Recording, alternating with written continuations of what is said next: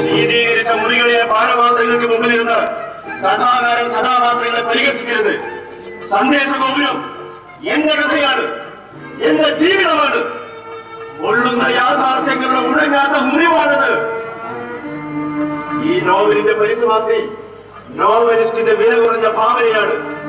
ഒരു കഥയുണ്ടായാൽ അത് ഇങ്ങനെ അവസാനിക്കുമെന്ന് തീരുമാനിച്ചത് നിങ്ങളുടെ അജ്ഞതയാണ്, നിങ്ങളുടെ വിവരക്കുറവാണ്.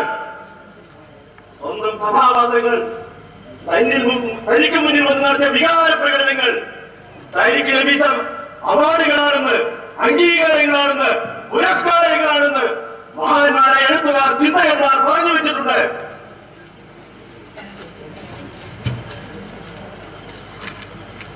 സന്ദേശഗോപുരം അഗ്നിശുദ്ധി വരുത്തേണ്ടുന്ന കൃതിയാണ്. അതിന് ഈ ഭൂമിയിൽ ഏറ്റവും യോഗ്യനായ മനുഷ്യൻ ഞാനാണ്. നിങ്ങളെല്ലാം സാക്ഷി നിർത്തി ഞാൻ ആ കർമ്മം നിർവഹിക്കുന്നു. കൈയടിക്കണം, എല്ലാവരും ഒന്ന് കൈയടിക്കണം. ആ കുട്ടികളും കൈയടിക്കണം.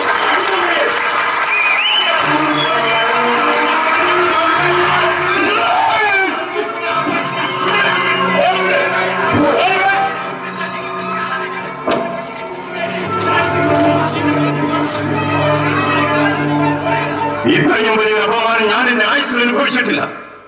എന്റെ കൺമുമ്പിലിട്ട് ഞാൻ ചോരയും നീരും കൊടുത്തു വളർത്തിയ എന്റെ കുഞ്ഞിയാണ് നിങ്ങൾ കത്തിച്ചത്. എനിക്ക് നിങ്ങളെ അറിയില്ല. ഈ കഥാപാത്രങ്ങളുടെ നീതി പുലർത്തിയിട്ടില്ല എന്ന് പറഞ്ഞാൽ അത് തെളിയിക്കണം. അത് തെളിയിക്കാതെ ഈ വേദി വിട്ട് പോകണം. നിങ്ങൾ തെളിയിക്കണം. ആ ഒരു സന്ദർഭത്തിന് വേണ്ടിയാണ് ഞാൻ കാത്തുന്നത്. ഞാനത് തെളിയിക്കും.